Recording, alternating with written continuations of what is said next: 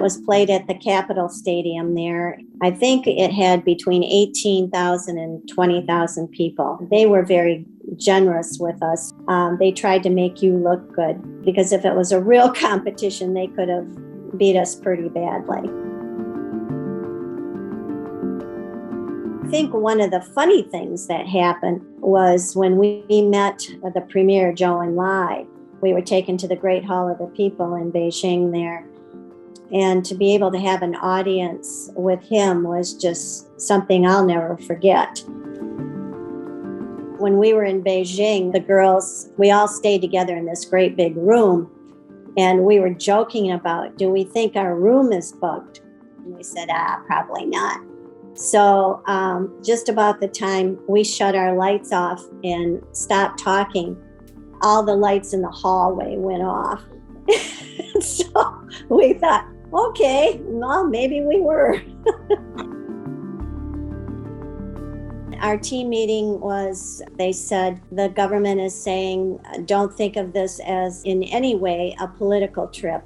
It's just you're going in there to play some friendship matches. You know, just be more or less ambassadors, really. Premier Zhou Enlai, on behalf of the government of the People's Republic of China, has extended an invitation to President Nixon.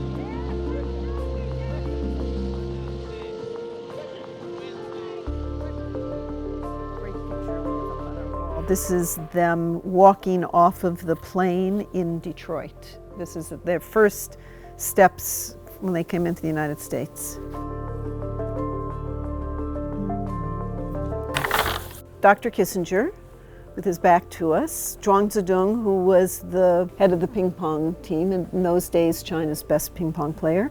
Here's the Chinese team. Both before the team arrived and certainly during the visit, there was an enormous amount of curiosity on the part of Americans about China, about this group, about what they thought, what they did, what they ate. It wasn't a mean curiosity, it was a very friendly curiosity. Not to say that everybody was happy, there was a lot of unhappiness, there were a lot of protests.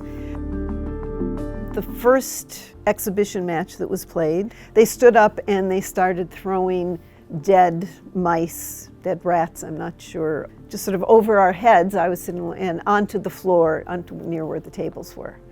So that was not very pleasant. I need to send that picture to someone. The only other big show of protest came in Maryland. Behind me, this cacophony of noise, because the folks from Taiwan had an incessant chant going up that, you know, screaming at the top of their lungs for the Chinese to defect, derogatory things about Chairman Mao, all sorts of whatever came into their head, but it was loud and it was continuous.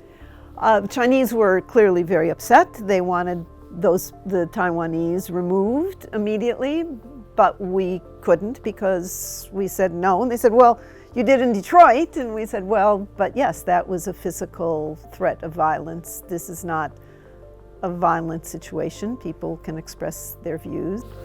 It's fun looking through all these. I haven't seen them in a while. And we have to, I think, make people understand that it's much better to be, even if you totally disagree with someone, you want to at least be talking to them to try to get them to understand your point of view, or tell them why you think their point of view is harmful, dangerous, crazy, whatever. But if we just retreat to our own sides and just stare across these dividing lines to one another, it's very dangerous. Today it is kind of rocky between the United States and China. Of course, we're never going to agree on ideology, but I think through these cultural exchanges, people-to-people exchanges, having the diplomatic ties not be broken would be a great thing, so that you can keep the doors open for change to occur.